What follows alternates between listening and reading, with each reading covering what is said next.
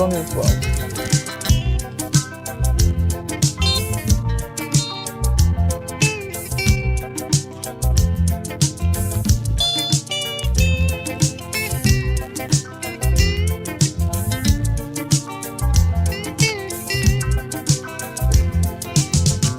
Tell us how you became, what you were doing before you became head of the National Council for Arts and Culture. I was doing what I do, which is basically, I work in the space. I look at myself as almost like a fixer, utilizing networks I have globally and locally to create things and make things happen. And for me, it's across many different spaces. So from technology to music, fashion, arts, culture, literature, live events, sports, all those kind of spaces. Of course, yes, I've done the more traditional business things in Nigeria, oil and gas, real estate, procurement, all of that. But it turned out for me, from my early 30s, that my overwhelming passion was this stuff. And then once I found out I could find a way to do it and it could pay my bills, I never shifted lane. I've been doing it pretty much full time for the last 25 years. Okay, so give us some concrete examples of projects you've done. How long do you have? No, unfortunately, we can't list everything, but there must be some that stand out in your mind. Oh, definitely. I mean, look, for me, probably one of the first really big ones was myself and some partners. We were the country managers or country partners for a company called ISL, which is now unfortunately bankrupt. But ISL was the biggest sports rights company in the world.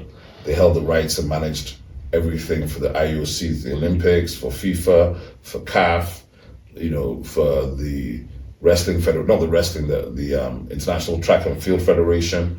I used to be a very serious sportsman, and sports and business was very important to me. So I ran Nigeria 99. So are we looking at sports here as part of culture? Definitely, sports is culture. So I ran Nigeria 99, I ran the Nations Cup in 2000 between Nigeria and Ghana with partners. And that was incredible because I learned so much.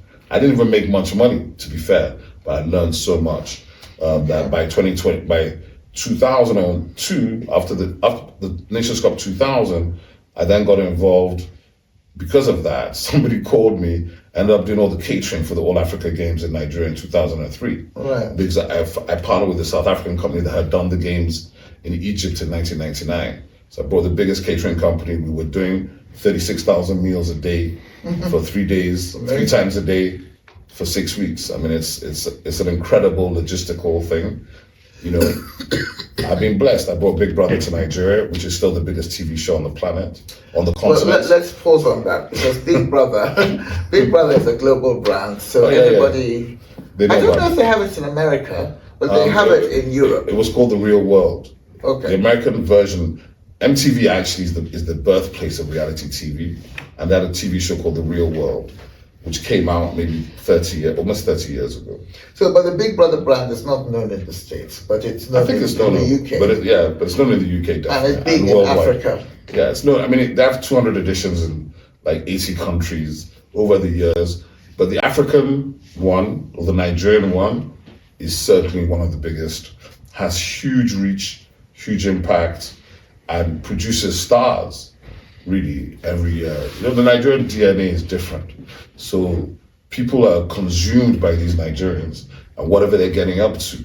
So, I mean, till tomorrow, I haven't been involved with Big Brother since the first one in 2005-06. But until tomorrow, I will have, once there's a Big Brother coming, I have 100 people in my inbox thinking I can get them into the show. I'm busy telling them, deny you know me. Because if you say you know me, you're going to get disqualified. But Nigeria, they think everything's arranged, everything's possible. And boss, I can pay. I'll tell you what, I say to everybody, if anybody asks you to pay money to get into any of these shows, disqualify them. Not only should you not pay money, you should try and get them arrested. Yes. Because you cannot pay money. You can't get on. Everybody that told you they paid money to get on was lying to you. Because they cannot get on. And the reason why they can't get on, because we that are doing the show in production, we're not going to take a risk. How much money can you possibly pay anybody in production? We don't care who wins. Production doesn't care who wins. Production cares that we have a great show and that the audience is engaged By the time we get to the winner, that the winner is a person that they can work with. That's it. We have no vested interest on who wins.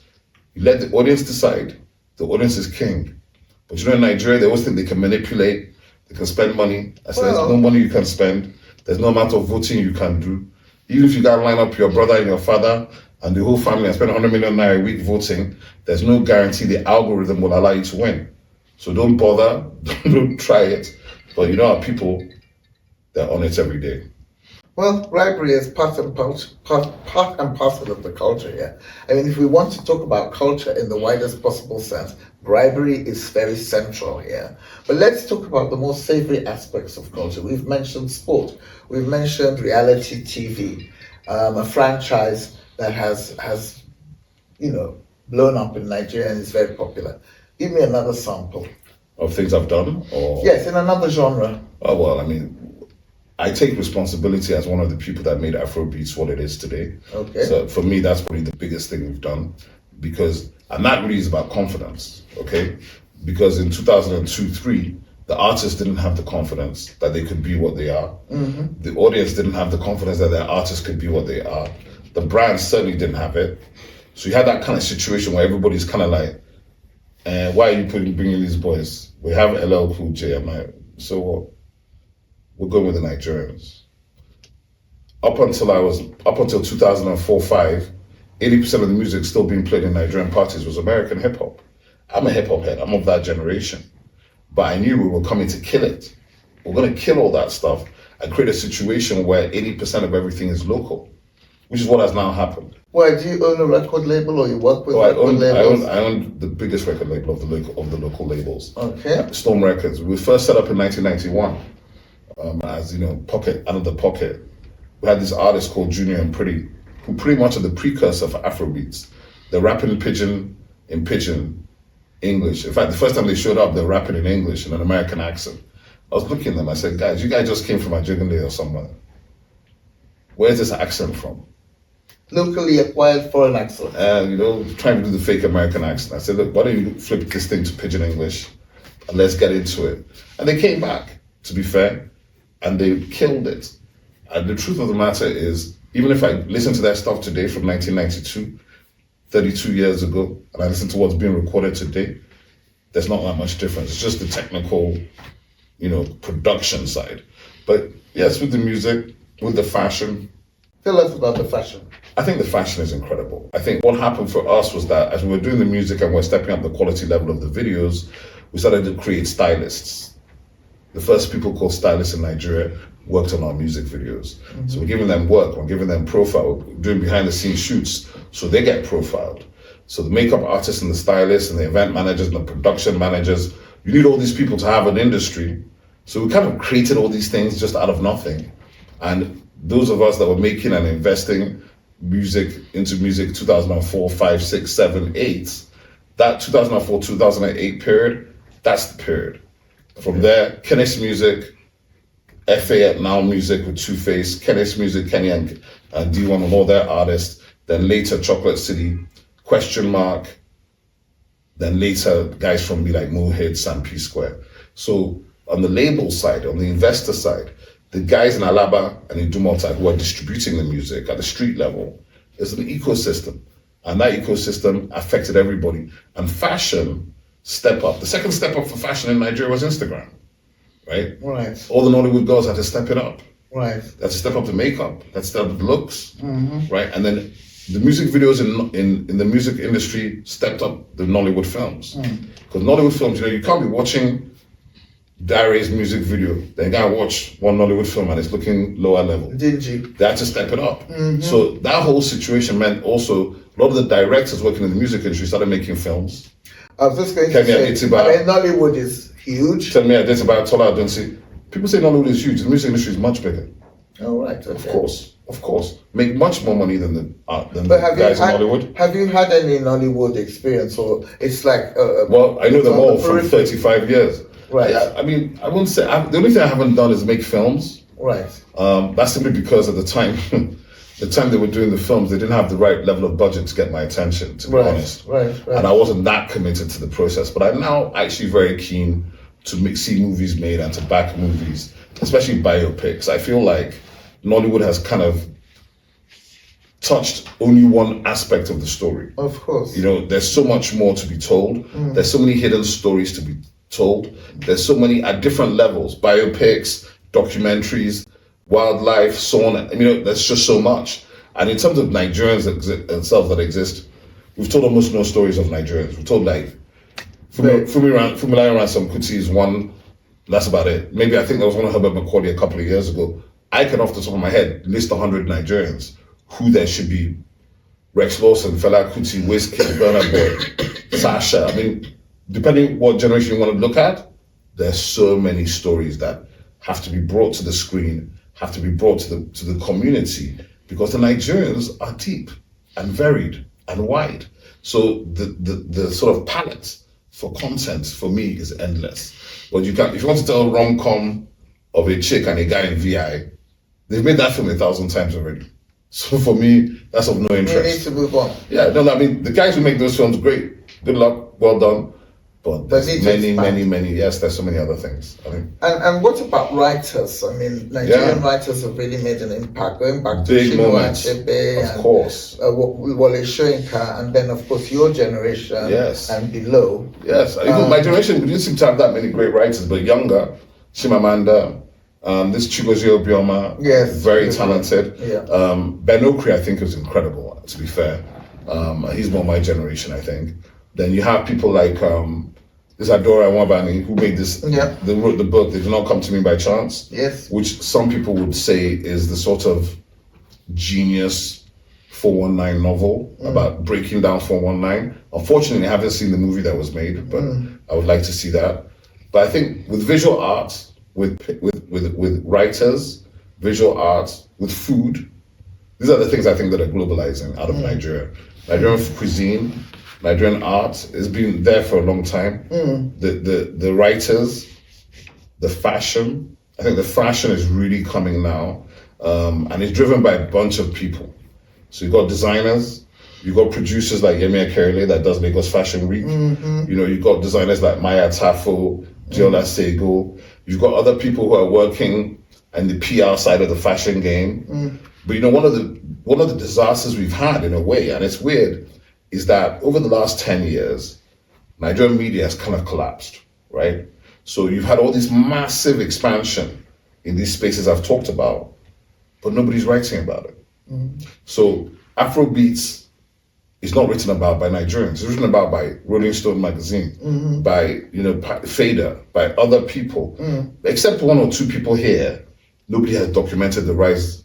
Well, it's about, these are fledgling industries, and it's about connecting the dots and creating a coherent ecosystem. I don't think they're fledgling. I think fledgling, we're 20 years old as Afrobeats. Burna Boy, Davido, these are young people. Yeah, but Burna Boy, Davido is 10 years. They're both 10 years in the game. So this is the thing.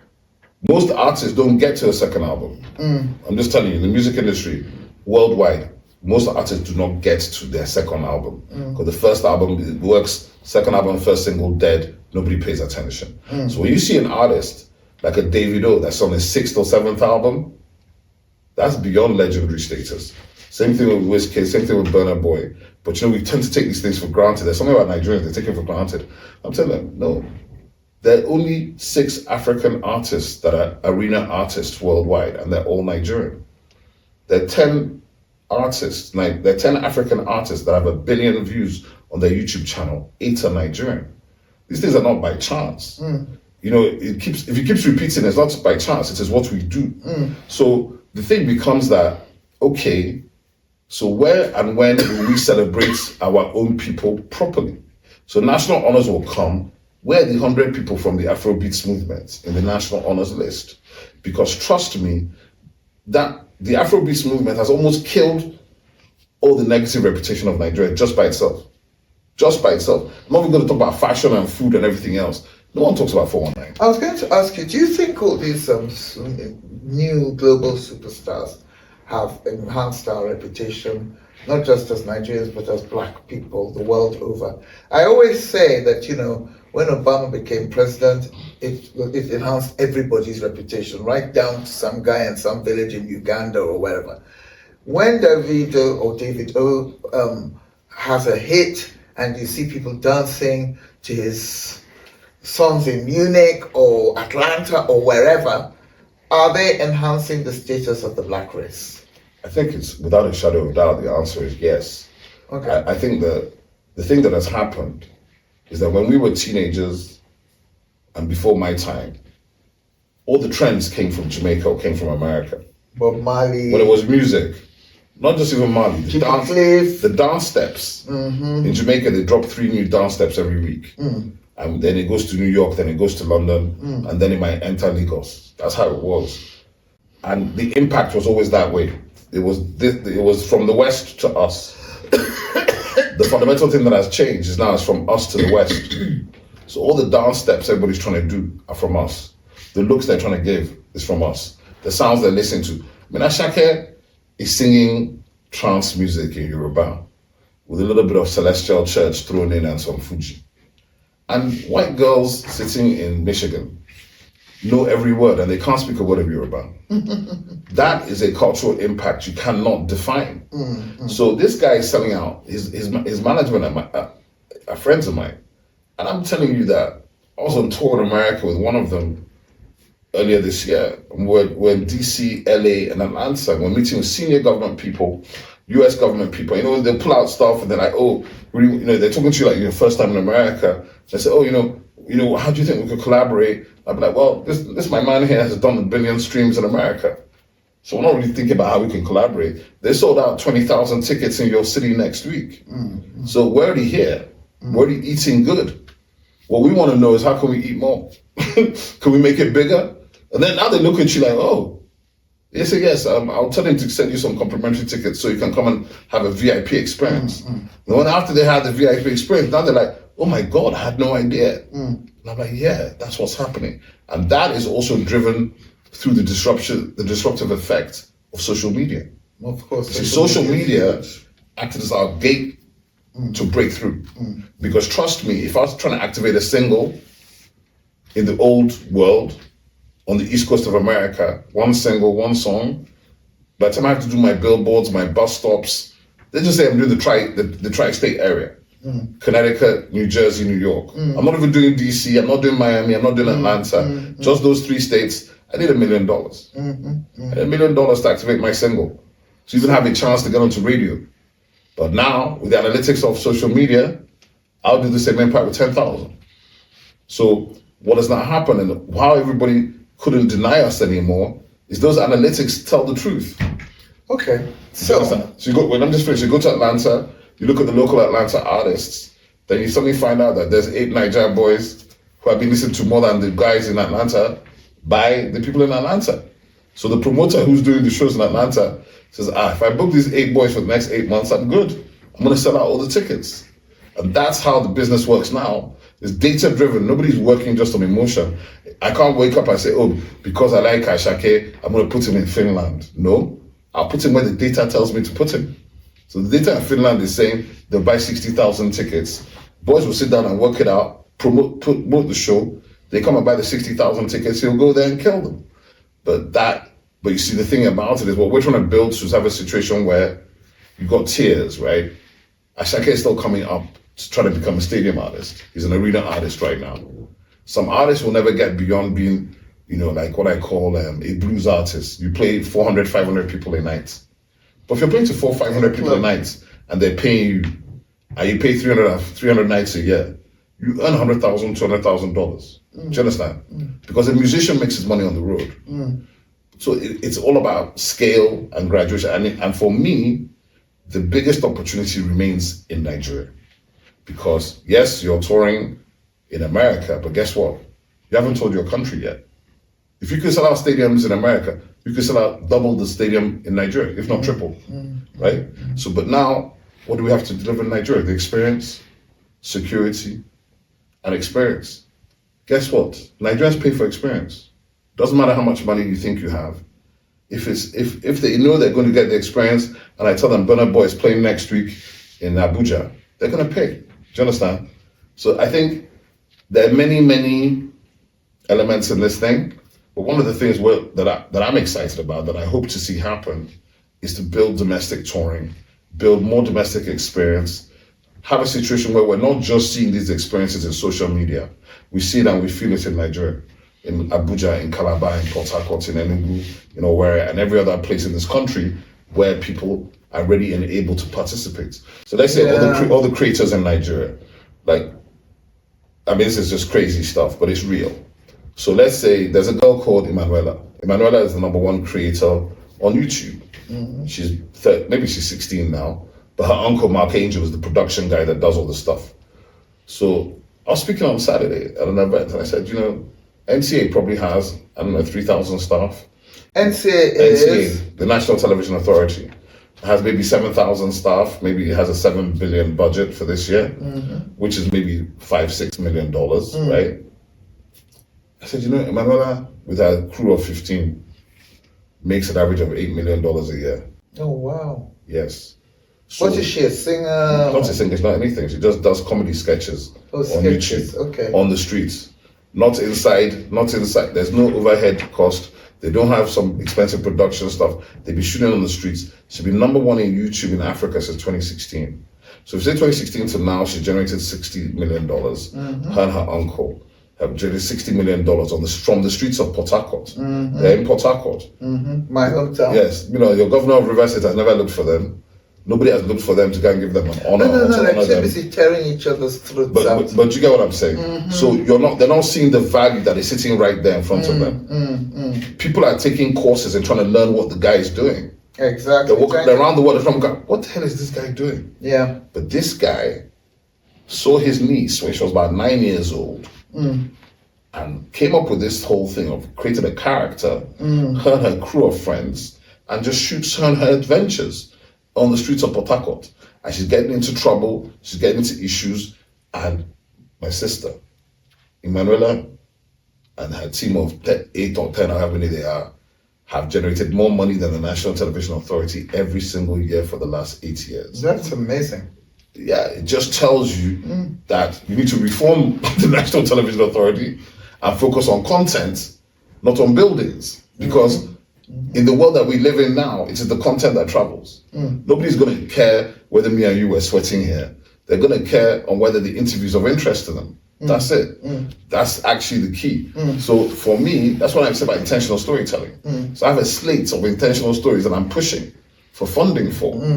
Biopics, documentaries, films, That's what you're doing now. It's part of, there's too many things we're trying to do, but to give you an example. Okay, give me your, because it's a huge brief. Yeah. Okay? But there are quite a few of us. Give me your star policy or star project. There are a few, but I'll mention 2 things, maybe 3. I mentioned 3 things. One is something called CLAP, the Creative Leap Accelerator Program, which is a special program of the ministers, which is a digital platform, clapnigeria.ng. Anybody can go to that platform, get onto the platform, link, register, and there we have a suite of services for anybody in the community, in the creative community. Master courses, master classes, courses, access to capital and finance information. So all of that is sitting on Clap Nigeria. That sounds really interesting. Don't be surprised if you see me showing up with my school satchel. No, everybody should show up. It's not just for young people. A lot of time people think creative people are just young people. I say everybody's creative, right? Then the second side of that is something called ICE, Innovation, Creativity and Entrepreneurship, which is again run from the council. And that is, we have a network we've built of about 600 locations in Nigeria. Because when you have things on digital, it can stay just in digital, they won't finish. You want people to walk into somewhere and physically do things. So the ICE network is supporting CLAP. And then Origins, which is probably, Origins is almost like a passion project for me. It's data and insights on one side. It's a multi-sided platform. But the other side of the platform, it's about global connections and global Black. So Global Black. Yeah, global Black. What does that mean? It means global Black. It means Africans and the Black diaspora. Oh, the diaspora. Yeah. So basically, what does that mean? It means we have been in this place called Nigeria for 1 million years. That today is called Nigeria. Our people have been here for about 1 million years. Many, many moons before Jesus was an idea or a concept, or any of these people were concepts. So we're going to track and aggregate, and we already started, the history, culture, and cultural expressions of this place from the beginning of time to the future. Excellent. And we bring it together to a digital platform. Now, with the fact that maybe 60% of the global Black diaspora are originally of Nigerian descent, in Brazil, in Cuba, in Haiti, in Venezuela, in Colombia, in Ecuador, in Jamaica, Barbados, Trinidad, America, Canada, Haiti. Europe. Yeah, Haiti. I said Haiti. So all of that, I feel that Nigeria has never intentionally reached out to the Black diaspora, except perhaps through Festac, where we're very intentional. I feel it should be a daily thing. It should be in the mantra of all of us. Again, these people, Festac was an arts and culture festival. Yes, the biggest gathering of Black nations in history, 1977. But I think Festac is coming again. We're going to redo it. Festac at 50 in 2027. Watch out for that. And so I really feel that, and when I was at UNGA at Origins, we had a soft launch for Origins, and we had a lot of African Americans in the room, South Africans, Cameroonians, Zimbabweans, and the vibration and the energy was so positive. Because I was saying, listen, it is time for us to be intentional. It is time for us to collaborate. It's time for us to tell our stories and to own our stories. Because when you own your story, that's when the money follows you. And I think that what has really been missing for a lot of us who are Black is owning the narrative. You know, that thing about owning the narrative, you know, when I tell people about storytelling, I think I'm thinking about writing or talking under the mango tree. No, there are different types of narrative. I said storytelling could be writing, it could be singing a song, it could be poetry, it could be adire. There's so many different ways that the African expresses the story. And I think that we've only showed the world a little bit of who we are because we've never translated the culture. We just show it. It's like coverage, right? You just show the thing. And what are they doing? They're dancing. What does that dance mean? Nobody tells you. So you find that even Nigerians, we don't even know ourselves that well. We think we do, but it's quite superficial. You know, I mean, when I first got into the job, I thought we had 260 languages. And I checked Wikipedia, it said 251. Then the Commissioner of Culture from Taraba State came to my office and told me he has 287 languages in his state. In Taraba alone? In Taraba State. Oh my goodness. 200 languages in Plateau State. So at this point in time, I had to recalculate the whole thing. I said, okay, how many festivals do we have? I said, I thought maybe we have 800 festivals. In those states submitted 1,000 festivals. I was like, my God.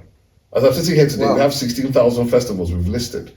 Right? These are like annual events. And some are, yes, everything's annual. But some people, look, it's like in Edo, they say they have 50 languages. Kano says they have 55 or 54 genres of music.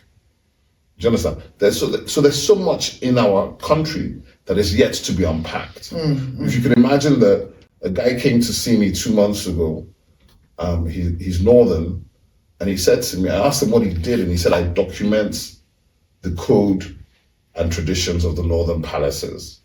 And I was like, what does that mean? It's interesting. He says, well, I've done Zauzau, I've done Borno, I've done Kano, I've done Katsina. I said, okay.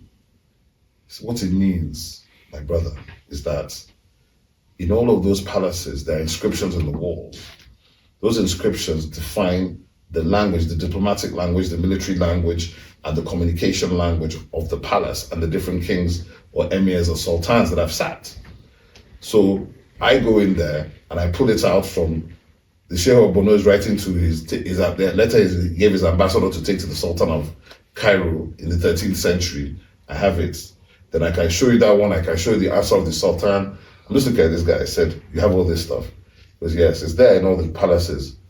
It's not digitized. It's still in Arabic. It's not translated. It's not transcribed. So it's a bit like AI. Everybody talks about AI. My interest in AI is to use AI for African language modeling. When you use AI for African language modeling, you can extract the knowledge in the AI. Whether it's mathematics, physics, chemical, medicine, there's so much knowledge in African languages, but it's locked in. So the Timbuktu manuscripts are on Google, but they're not translated. So that's what I'm saying about culture is great, but you've got to translate the culture to activate it. It's got to be dynamic. Yes. It has to be. You don't just stick it on the wall as a painting and say, oh, it's culture, leave it. That is a mistake that I think we'll be making. Static. Thank you. It was my father that said that to me. He said to me, if you put it on the wall and leave it on the wall, it becomes a certificate. It's no longer culture. African culture lives because we do it every day. Whether it's the way we eat, the way we dress, the chieftaincy title, the wedding ceremony, it's all actually part of our culture.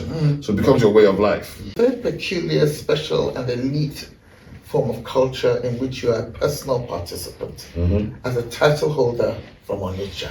Yes. Tell us about that. I think people will be really interested, you know? Oh, okay. Well, I mean, I'm from Onitsha, which is a place with a very interesting heritage, history, and culture.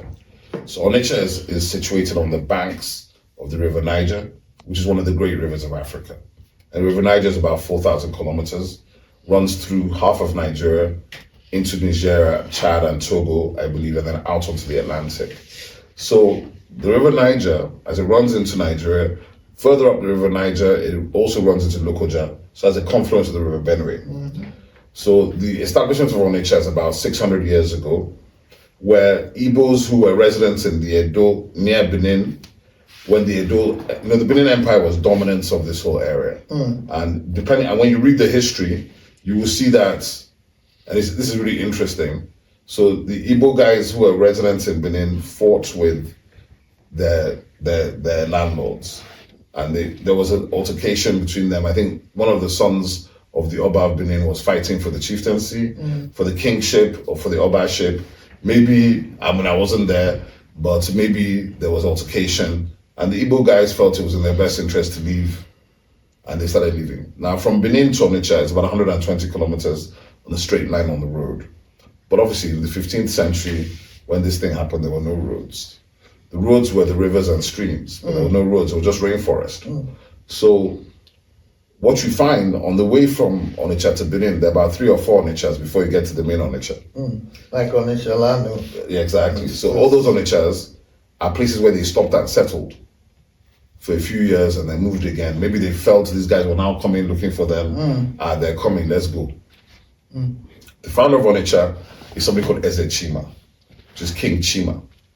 Eze Chima, by accounts of our legend and our mythology, never really ruled Onitsha in Onitsha.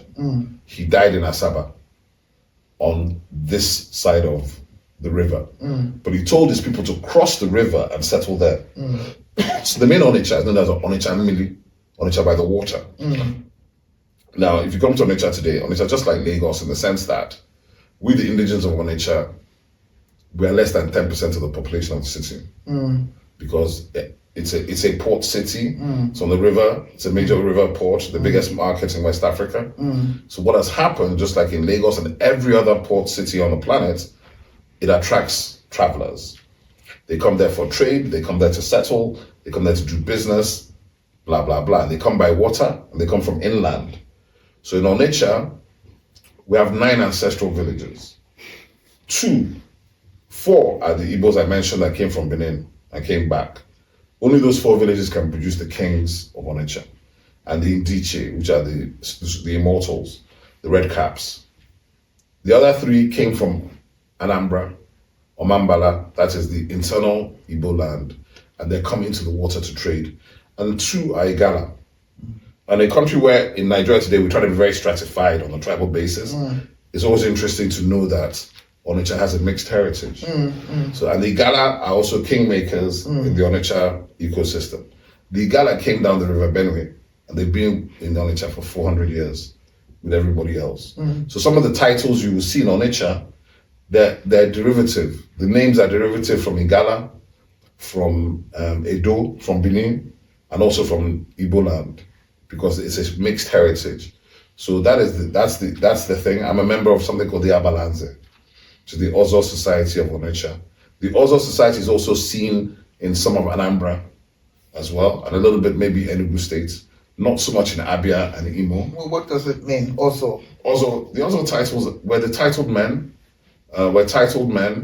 Some people call themselves chiefs these days, but that's not the real connotation. The real original connotation is that you're holy men, you're spiritual, and you're guardians of the community. So that's Abalanze. So during the Ofala that I just came from, which is the one time in the year that the Obi of Onitsha comes out to his thing, NAFEST, the National Festival of Arts and Culture, which I'm producing, our theme is connected culture. So one of the things, for example, is that the Ojuri Oba in Ijebu is principally about the Oba coming out to be seen by his community. The Durbas up north are principally about the king coming out to be seen by his community. the Ofala and Onitsha is exactly the same thing. So they're connected, but if you don't translate it to anybody, you will not know. Okay, so you're a guardian of the community, Yes. which is a partially spiritual role. Definitely. Are you a Christian? Yes, I am. Okay, but it's not really a Christian role. Not at all. It's traditional. No, it's traditional. Animist, I would say. Oh, definitely. Okay, so how do you reconcile the two? I have no issue at all. My culture comes long before Christianity to me. Okay. So I don't even have it. It's not even, for me, it's not even a conversation. In Onitsha, which I quite like, the Onitsha people are quite diligent. So the Onitsha community has a treaty with the church, going back about 100 years. But to me, I'm from Onitsha, I'm not from England. Yeah. I'm not Your from, father wasn't a Christian. No, he wasn't interested. I'm not from Rome. I think he was a lapsed Christian, I would say. Yes, of course. know? I mean, he went to taught Christianity, went to Christian school. Think about it. But I always remember my father's family is Catholic. My mother's family is Anglican. So because of that, my mother raised us as Anglican. My father's family, the Asikas are still mainly Catholic. So hey, I'm wherever the prayers are good. I know what you mean. His father was the Ajay of Onitsha, which is the fourth citizen of Onitsha. Third. Third. Oh, sorry, darling. Sorry. I imagine. Third. I should know my uncle. No, that's no big deal. And so that's interesting. You said what? I think we can round up now. The only thing I would ask in addition, because I mean you could go into a lot of detail about the role, and maybe we'll have you on another time, because this is actually a very wide-ranging interview. Maybe we'll have you on another time to talk specifically about Onitsha. Yeah, There's a special program on that. But for now, let me just ask you. It's a question I've asked Mr. Barrister Nyesom Wike, who is the Minister for Abuja. Why do we not have a world-class, state-of-the-art library, museum, and cultural center? Space. I mean, I'm a great fan of such spaces in foreign countries, it's like coming. The Smithsonian in Washington. It's coming. It's coming. Good. 100%. The Abuja Arts Village is under me, and we have a major project coming there. Live venue, gallery, all of that. The Honourable Minister has the Abuja Creative City, which is a joint venture with the man you mentioned, with Wike, 200-hectare site, and that actually is incredible. Now we have a third project by the National Stadium as well. In Lagos? No, here. Okay. No, Abuja is going to get significant cultural assets over the next 3 years. Okay. I think, well, as long as they give us the resources. Let me put that caveat in it, because, the best laid plans are resource-based. In other countries, a lot of important things like museums are, of course, government projects. Of course. But there should also also be a lot of private sector involvement. I mean, for example, is there a world-class film city or recording studio? Like I said, all of those things are part of the plans that And those are private sector things. No. They're also public sector, because the way we look at it is our role is to enable and create the frameworks for those things to happen. Yeah, but government is a bad business, man. We're not trying to run anything. Right. Enable it, create the framework, and enable the private sector to do what they need to do. Okay. But because the truth of the matter is, it's like there's a major IP legislation coming that the minister has driven through justice, trade and investment, and finance to enable people like you who have IP to get loans based on the IP. So that is going to come live before this year is out. That's a massive thing for anybody who's a creative or a creator. Of course, if you're starting up and you've never made anything, it's not going to help you that much. But if you're Chinua Achebe, if you are Florent Wapa, you have big catalog of books, then because this is how IP is funded. Silicon Valley is basically about funding IP. In Nigeria, if you want to fund IP, they tell you to bring your grandmother. And we have to change that, because we're not able to back ideas. And this is about ideas and unlocking ideas. So what you're looking for, touch wood, it's en route. Fantastic. I hope world-class architecture and all the rest. Just imposing buildings, but with an African touch. Monuments. Yeah. I mean, we need to have monuments that speak to us, that speak of us, and show who you are and what you are. I call my draft working title name for my place Al-Kabelan, which is the original name of Africa. So yeah, we have some ideas. We have some work with The them. original title, Eton, I didn't know that. How do you spell that? But I'll get it wrong. I probably even said it wrong. I'll cable them. It's you know, Africa, like anything else, is a construct, right? So before the Europeans or whoever it was named Africa, and the historian who wrote a whole tome on the continent in the 17th or the 7th century, Al-Qabilam is the original name. If you just check on your phone, you'll see. Okay, so Obi, I feel very much that Nigerian arts and culture landscape is in good hands. Amen. And I thank you for coming, and that's a wrap.